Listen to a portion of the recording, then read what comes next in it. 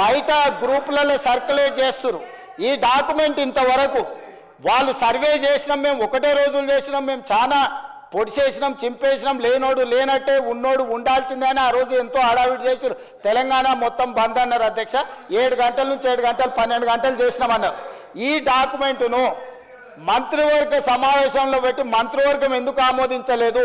ఈ డాక్యుమెంటును 10 సంవత్సరాలు ప్రభుత్వంలో ఉన్న వాళ్ళు శాసనసభలో ఎందుకు ప్రవేశపెట్టలేదు ఈ డాక్యుమెంటుకు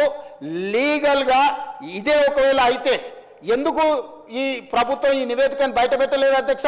ఒక కుటుంబం ఎందుకు దాచిపెట్టుకున్నది డాక్యుమెంటును అంటే ఒక కుటుంబం కోసం సమగ్ర కుటుంబ సర్వే చేసి ఆ కుటుంబం రాజకీయ ప్రయోజనానికి వాళ్ళు పెట్టుకున్నారు ప్రజల కోసం మేము చెయ్యాలని ఈరోజు ఇంటింటికి వెళ్ళి ప్రతి 150 కుటుంబాలను గుర్తించి ప్రతి 150 కుటుంబాలకు ఒక ఎన్యుమరేటర్ను పెట్టి రోజుకు 8 నుంచి 10 కుటుంబాలే ఒక్క రోజులో చేయమనలేదు అధ్యక్ష 50 రోజులు నిరంతర ప్రక్రియ చేసి 50 రోజుల తర్వాత 100% పారదర్శకంగా ఈరోజు సామాజిక ఆర్థిక రాజకీయ కులగణన సర్వే చేసి ఈరోజు ఇక్కడ పెడితే వాళ్ళు ఎక్కడో కాకి లెక్కలు తీసుకొచ్చి చెట్ల మీద ఇస్తరాకులు కుట్టినట్టు ఎక్కడెక్కడో వివరాలు తీసుకొచ్చి సభలు పెట్టి ఈ సభను ఎందుకు తప్పుదో పట్టిస్తారు అధ్యక్ష 2011 జనాభా లెక్కలు తప్ప ఎక్కడ కూడా అధికారిక లెక్కలు లేవు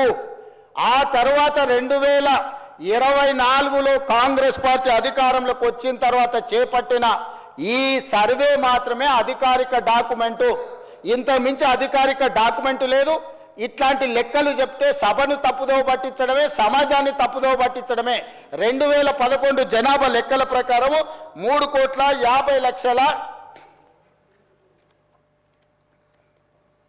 3,50,03,674 మంది అధ్యక్ష 2011 జనాభా లెక్కల ప్రకారం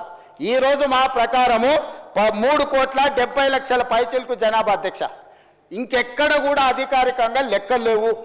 ఎవరైనా చెప్తే ఊహించో లేకపోతే అబద్ధాలు ఎవరైనా చెప్తే అవి మోసుకొచ్చి ఇక్కడ చెప్పుడు తప్ప ఏ చర్చకు తావు లేదు